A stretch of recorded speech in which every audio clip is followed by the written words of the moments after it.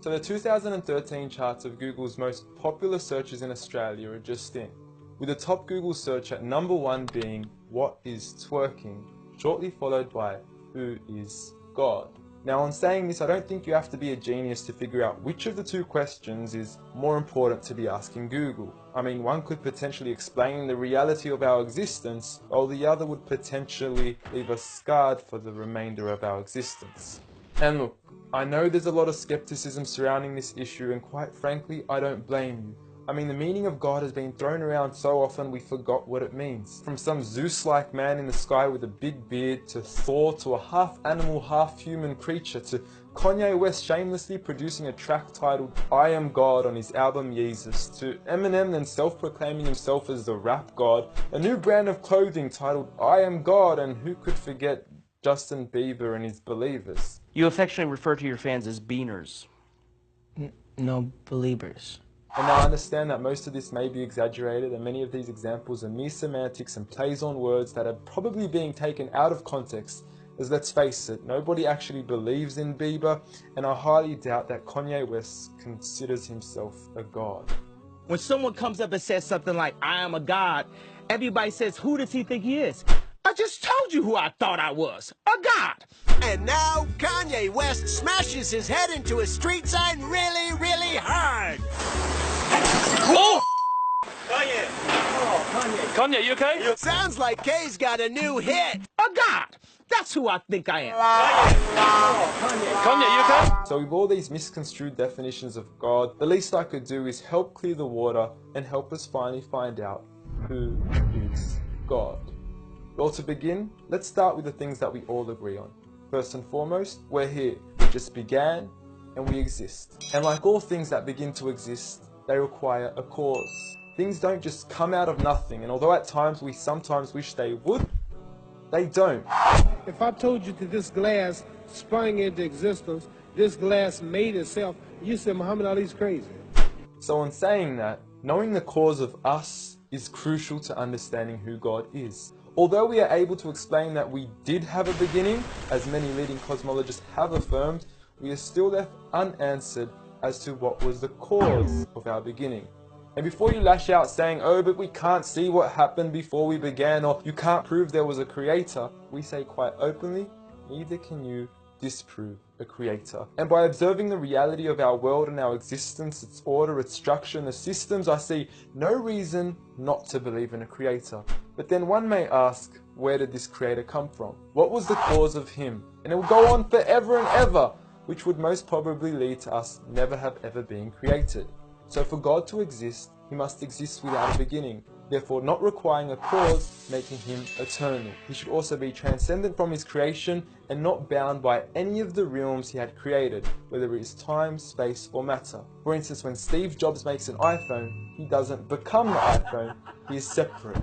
And of course, we could also argue that he is one.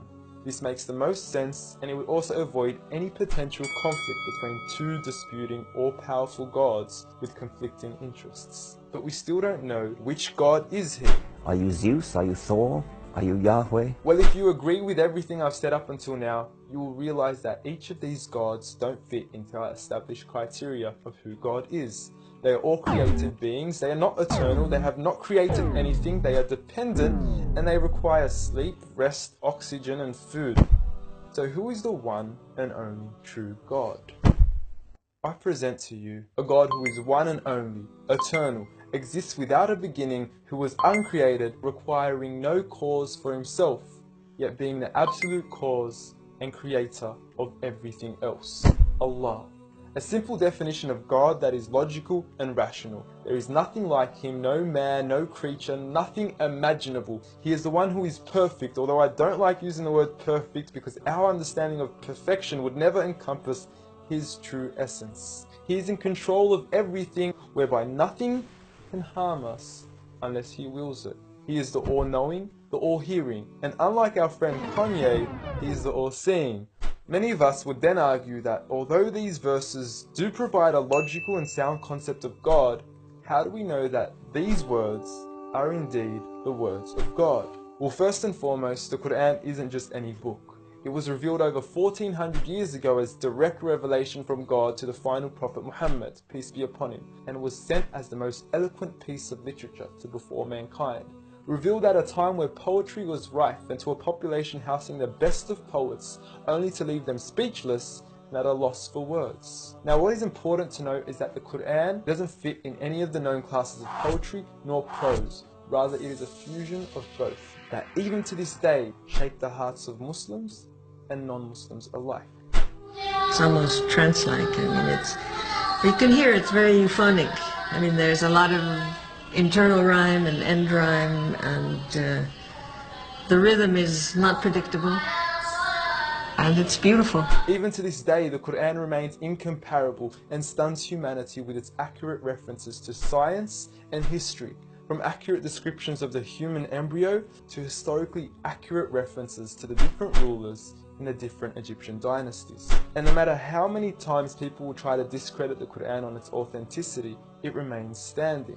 Will you please, at the very next science lesson, get some salt water, get some fresh water, and mix them and see what happens? The Quran says 2 seas, not 2 cups of water. And to those that doubt it is from God, the challenge is simple.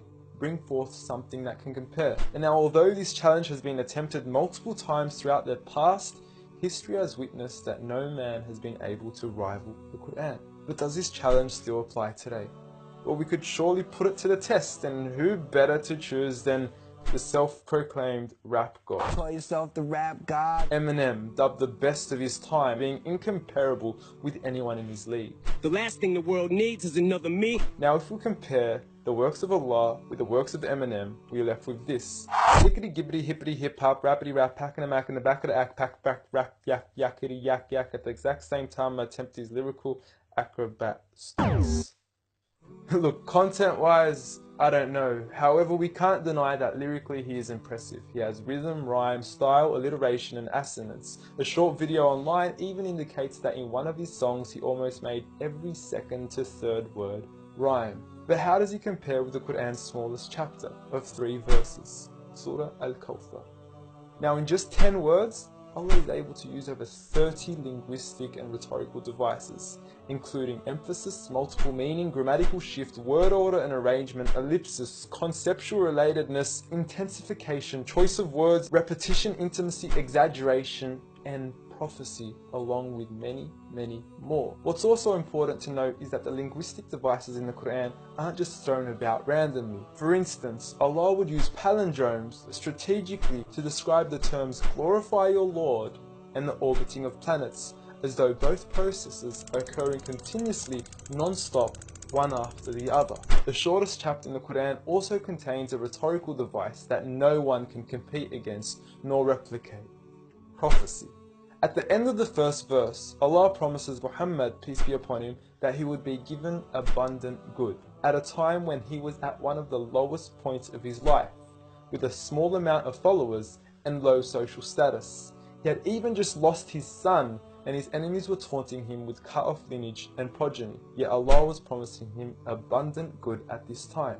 Such was the prophecy of the Quran, and we certainly indeed see its fulfillment today. With the Quran being the most recited, memorized and practiced book across the entire world, with over 1.6 billion followers today from all walks of life.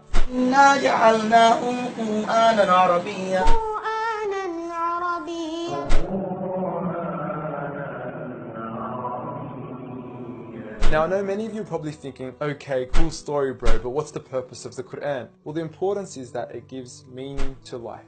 From our overall purpose of existence, to why we're here, and what happens once we die. God teaches us that each and every single one of us is being tested.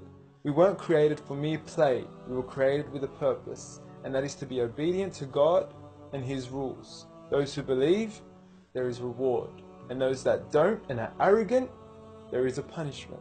And look, I apologize for trying to squeeze all this into one small video, but I've given you everything you need to know who God is and why we are here. So read.